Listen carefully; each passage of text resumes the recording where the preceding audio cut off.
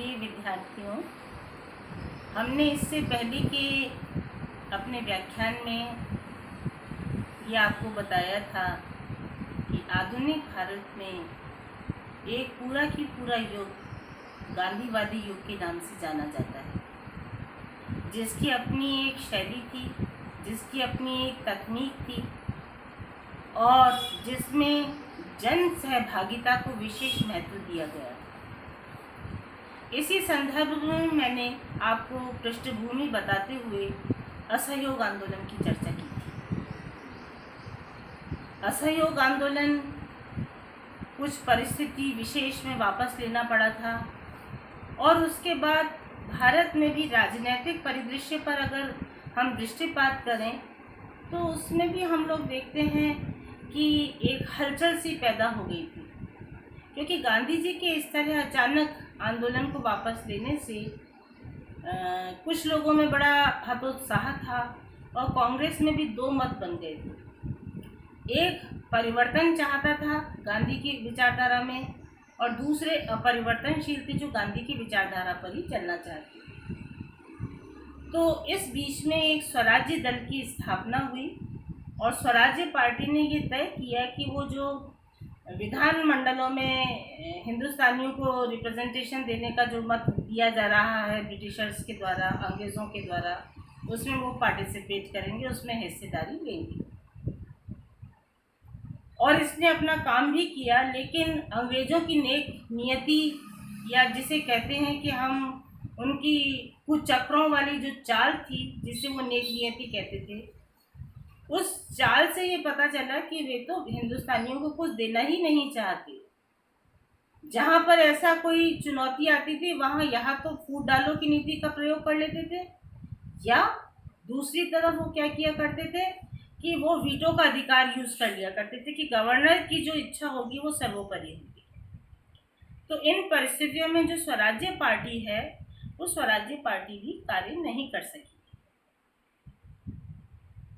आज मैं आपको सविनय अवज्ञा आंदोलन के बारे में बता रही हूँ, उसकी पृष्ठभूमि के बारे में बता रही हूँ।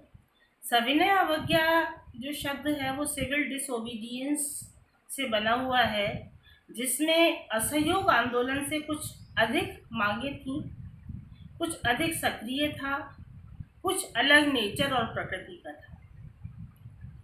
इसमें हम लोग देखते हैं कि इस आंदोलन के तहत लोगों ने सविनय अवज्ञा करते हुए विनय सहित, मतलब अहिंसा को तो उन्होंने माना, लेकिन उन्होंने कहा कि हम कर नहीं देंगे, हम टैक्स नहीं देंगे, हम विश्वविद्यालयों का, महाविद्यालयों का, स्कूलों का, कोर्ट्स का, कचहरियों का बहिष्कार करते हैं, हम शराब की दुकानों और विदेशी वस्त्रों का बहिष्कार करते हैं। तो इस तरह से करके उन्होंने कहा कि हम मांगों को अंग्रेज़ों की नहीं मानेंगे। इसके पीछे यदि एक पृष्ठभूमि को समझने की कोशिश की जाए तो जैसा मैंने आपको अभी बताया प्रारंभ में कि स्वराज्य पार्टी का गठन हुआ था। स्वराज्य पार्टी भी अपने मंसूबों में सफल नहीं हो सकी, क्योंकि अंग्रेज एक औपनिवेशिक सत्ता थे और उनका लक्ष्य सालों साल भारत पर राज्य करना था। और यदि ये उनका लक्ष्य था तो वे कदापि नहीं चाहते थे कि हिंदुस्तान एक पूर्ण स्वराज्य की स्थिति में आ सके। ऐसी परिस्थितियों में हम देखते हैं कि 1929 में एक लाहौर अधिवेशन होता है और उसमें नेहरू रिपोर्ट जो आती है सामने मोतीलाल नेहरू की, उसके आधार पर ये घोषित किया जाता है लाहौर के तट पर कि 1930 26 जनवरी के दिन हम पूर्ण स्वराज्य का हर साल जो है वो जश्न मनाया करेंगे। और तभी से 26 जनवरी का जो दिन है वो स्वाधीनता दिवस के रूप में, गणतंत्र दिवस के रूप में मनाया जाने लगा।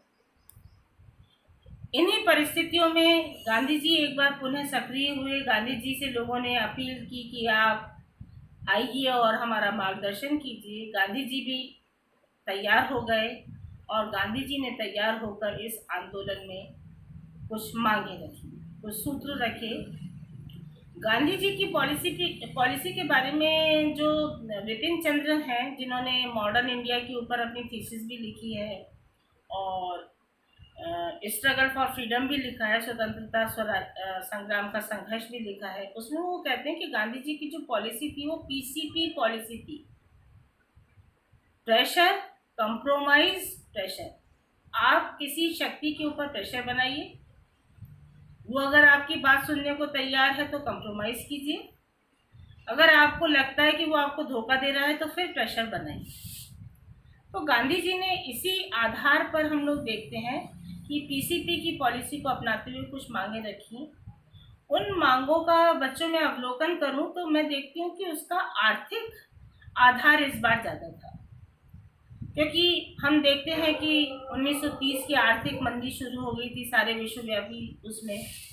दूसरा, अंग्रेज जो लोग थे वो ड्रेन ऑफ वेल्थ कर रहे थे, धन का निष्कासन कर रहे थे और विभिन्न माध्यमों से कर रहे थे। जैसे जो सिविल सर्वेंट्स थे उसमें ब्रिटिशर्स रहा करते थे, अंग्रेज रहा करते थे और उनको मोटी मोटी तनख्वाहें दी जाती थी। वे तनख्वाहें वो अपने इंग्लैंड में भेज दिया करते थे, बैंकों में जमा हो जाती थी उनकी और महंगे महंगे उपहार लिया करते थे। ऐसे ही उन्होंने कहा कि इनकी जो तनख्वाहें हैं उसमें कटौती करके उनको आधा कर दिया जाए, शराब पर कर लगाया जाए, हमें हमारे ही वस्त्रों के ऊपर आयात पर प्रतिबंध लगा करके हमें ठगा जा रहा था। आरसी पामदत्त लिखते हैं अपनी किताब में जो इकोनॉमिक हिस्ट्री ऑफ इंडिया है उसके अंदर कि भारत को दोतरफा दोहा जा रहा था, दोहन किया जा रहा था उसका। और वो दोहन किस प्रकार किया जा रहा था कि जैसे भारत का माल जा रहा है तो वहाँ पर भी टैक्स लगा दिया और भारत से कोई माल आ रहा है उस पर भी टैक्स लगा दिया। तो आयात निर्यात दोनों शुल्क लगाने से क्या होता था, वो 400 गुना तक हो जाता था। जैसे मैं आपको एक वस्त्र उद्योग के बारे में बात करूं तो हमारे यहाँ का जो सूती वस्त्र था वो वहाँ पर बहुत ज़्यादा यूज़ किया जाता था, उसकी बड़ी डिमांड थी। लेकिन अंग्रेज़ों की जो मैनचेस्टर मिल थी और जो और मिलें थी उनमें धड़ाधड़ कपड़े बना करके हिंदुस्तान के इस कपास उद्योग को, उनके वस्त्र उद्योग को बिल्कुल नष्ट कर दिया गया। तो एक मांग ये भी रखी गई कि इस तरह के आयात निर्यात शुल्क के ऊपर अंग्रेज लोग न रखें। और इसमें जो सबसे प्रभावकारी बिंदु रहा वो था नमक कर, जिसे गांधी जी ने अपने आंदोलन की रीढ़ बनाया। और उन्होंने इसको देखते हुए, इन मांगों को देखते हुए उन्होंने कहा कि एक तो जहाँ जहाँ लगान बहुत ज़्यादा है वहाँ जो किसान हैं वो कर न दें, राजस्व देना बंद कर दें। और दूसरी तरफ उन्होंने क्या किया, दूसरी तरफ उन्होंने दांडी मार्च की यात्रा की और दांडी यात्रा के दौरान वो पैदल पैदल साबरमती तक गए, नदी तक। वहाँ उन्होंने नमक उठाया और ये घोषणा की कि मैं घोषणा करता हूँ कि हम नमक पर टैक्स नहीं देंगे। तो इस प्रकार इस आंदोलन में एक सरगर्मी आई, तेजी आई, गांधी जी को गिरफ्तार कर लिया गया। ये आंदोलन असहयोग आंदोलन की तुलना में काफ़ी सक्रिय हुआ। लगभग सभी राज्य हिंदुस्तान के इस आंदोलन से जुड़ गए। बॉम्बे के अंदर हम लोग देखते हैं कि 50,000 श्रमिकों ने जो था वो राष्ट्रव्यापी हड़ताल का आह्वान किया और उसमें वो आए आगे। और इसी तरह से किसान भाई जुड़े। तीसरा जो वर्ग था उसमें महिलाओं की जो भागीदारी थी वो कहना चाहिए कि यहाँ पर बहुत ही महत्वपूर्ण रही। जब सभी लोगों को, नेताओं को जेल में बंद कर दिया गया तो नेहरू जी ने अपनी इतिहास की किताब में लिखा, ग्लिम्पसेस ऑफ वर्ल्ड हिस्ट्री के अंदर, कि उस समय हिंदुस्तानी औरतों का शौर्य देखने लायक था। उन्होंने जाकर शराब की और जो कपड़ों की दुकानों पर थी उन पर पिकेटिंग और धरनाएं दी, जुलूस निकाले और पहली बार महिलाओं ने एक सिग्निफिकेंट रोल के साथ इस आंदोलन में अपनी भागीदारी निभाई। अब जैसे बच्चों, आप लोग पूर्वी राजस्थान से रिलेटेड है, पूर्वी राजस्थान जिसमें कि अलवर अंचल भी आता है, भरतपुर अंचल भी आता है। मैं आपको एक एग्जाम्पल देती हूँ।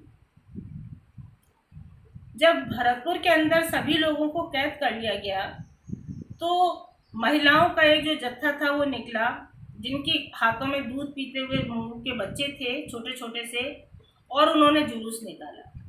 अब अंग्रेजों के लिए समस्या हो गई कि इन महिलाओं को पकड़कर कहाँ रखें। तो उन्होंने जो हाई स्कूल था उसकी बिल्डिंग को खाली कराया और इसमें बच्चों के साथ और उनकी माओ को भी जेल में ठूस दिया गया। जब ये खबर शहर में फैली तो सनसनी मच गई और जो बाकी दुकानदार थे जो इस आंदोलन से नहीं जुड़ रहे थे, अभी तक व्यापारी वर्ग था, वो भी इस आंदोलन से जुड़ गया। तो इस आंदोलन की व्यापकता के बारे में हम देखते हैं कि इसमें श्रमिक, किसान, सर्वहारा, मजदूर, महिलाएं, ये सब भी इसके साथ जुड़े और ये इस आंदोलन की बहुत बड़ी अहमियत थी।